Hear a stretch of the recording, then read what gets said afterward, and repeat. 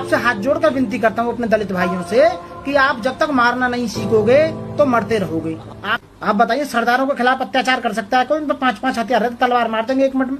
बताइए, आप मार के आओ, मैं बचाऊंगा, मैं लगाऊंगा आपकी बेल, मैं आपका केस लड़ूंगा।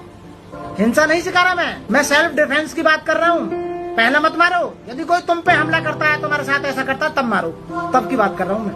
हिंसा का मतलब है कि अपनी तरफ से ही स्टार्टिंग करनी। उसमें आईपीसी के अंदर मैं आपको बताता हूँ, ये आईपीसी है और आईपीसी में सेक्शन 76 से लेकर 106 तक ये प्रोविजन दिया हुआ है कि हम अपने सेल्फ डिफेंस में किसी की हत्या भी कर सकते हैं। समझ रहे हो ना?